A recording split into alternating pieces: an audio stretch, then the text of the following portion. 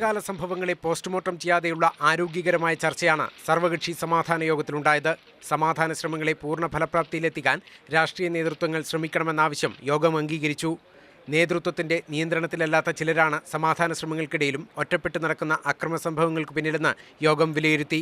നേതൃത്വങ്ങൾ അറിയാതെ ചില മേഖലകളിൽ ഇപ്പോഴും ആയുധശേഖരം നടക്കുന്നുണ്ട്. ഇത് കണ്ടെത്താൻ പോലീസ് അടിയന്തര നടപടി സ്വീകരിക്കും. ഒപ്പം പ്രതികളായി പിടിക്കുന്നവരെ സ്റ്റേഷനിൽ നിന്നും മോചിപ്പിക്കാൻ ആരെയും അനുവദിക്കില്ലെന്നും യോഗ തീരുമാനങ്ങളായി മുഖ്യമന്ത്രി അറിയിച്ചു. സ്റ്റേഷനിലേക്ക് ബലമായി കടന്നു ചെന്ന് സംഘബലത്തിലൂടെയും തടിമിടുക്കിലൂടെയും ഇറക്കിക്കൊണ്ടുപോകാൻ ശ്രമിക്കുന്ന നിലയിൽ ഒരു കാരണവശാലും സമ്മതിക്കാൻ പറ്റില്ല. അക്രമ സംഭവങ്ങളിൽ യഥാർത്ഥ പ്രതികളെ പിടിക്കാൻ പോലീസ് തയ്യാറാകണമെന്ന ആവശ്യവും യോഗം അംഗീകരിച്ചു. ഉത്സവകാലത്തിനിടെ അക്രമ സംഭവങ്ങൾ ഉണ്ടാകാതിരിക്കാൻ പ്രത്യേക ശ്രദ്ധ വേണമെന്ന് മുഖ്യമന്ത്രി നിർദ്ദേശിച്ചു. യോഗ തീരുമാനങ്ങളിൽ RSS BJP നേതൃത്വം ശുഭാപ്തി വിശ്വാസം രേഖപ്പെടുത്തി.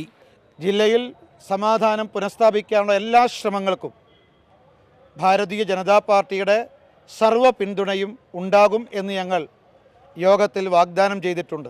ജില്ലയിൽ നിന്നുള്ള രാഷ്ട്രീയ നേതാക്കന്മാർക്ക് പുറമെ CPM സംസ്ഥാന സെക്രട്ടറി കോടിയേരി ബാലകൃഷ്ണൻ, BJP ദേശീയ നിർവാഹക സമിതി അംഗം PK കൃഷ്ണദാസ്, RSS പ്രാന്തകാര്യവാഹക് ഗോപാലൻകുട്ടി മാസ്റ്റർ, ജനപ്രതിനിധികൾ, ഉന്നത പോലീസ് ഉദ്യോഗസ്ഥർ തുടങ്ങിയവരും സർവകക്ഷി സമാധാന യോഗത്തിൽ പങ്കെടുത്തു. മാതൃഭൂമി ന്യൂസ്, കണ്ണൂർ.